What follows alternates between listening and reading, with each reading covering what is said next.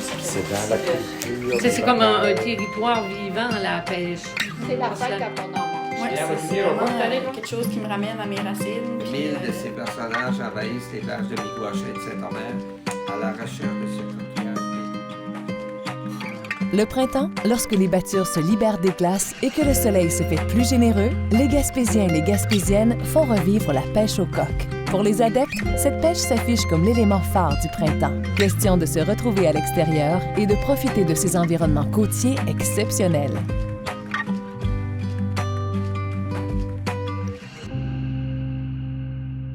Cette pratique récréative allie plaisir et bonne humeur. Pêche coque en main, l'occasion est belle pour faire le plein d'air salin et y mettre l'énergie nécessaire pour débusquer les précieuses coques ensevelies dans le sable. La pêche aux coques, c'est pas compliqué, puis ça l'est en même temps. Il y a des journées que tu vas aller pêcher des coques, tu regardes le sable, puis tu vois les trous de coques partout. Ça, il n'y a pas de problème. Quand on tape avec notre pêche-coque, aujourd'hui, les trous sont durs à voir. Ça fait que quand on tape avec notre pêche-coque de même, c'est pour trouver les trous, que les coques respirent. Tu vas donner des coups pour faire réagir le coq pour qu'il lâche un jet d'eau qui va indiquer sa position.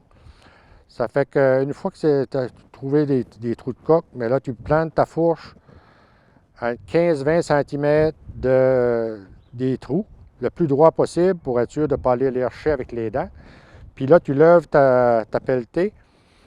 Puis moi, j'ai un bac que je mets ma pelletée dans mon bac à gravier, j'escoue mon bac. Puis là, si j'ai des coques, je les rince, puis je les vois, je les remonte à moi, puis ça travaille. Moi, j'aime travailler avec ce panier-là parce que c'est un outil qui travaille bien, ça nettoie les coques. Ben moi, en fait, c'est soit avec une pelle ronde, une pelle en métal, comme mon oncle m'a montré, ou avec mes mains nues.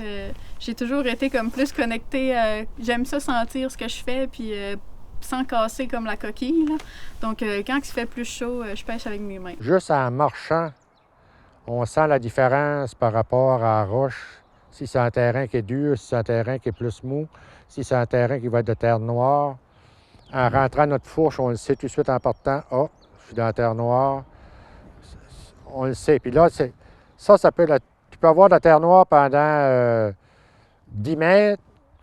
C'est un ancien banc de feuilles qui s'est fait ensabler.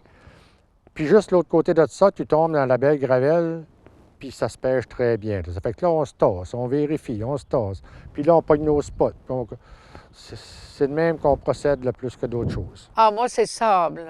Non, moi, je suis pas bonne dans la graville.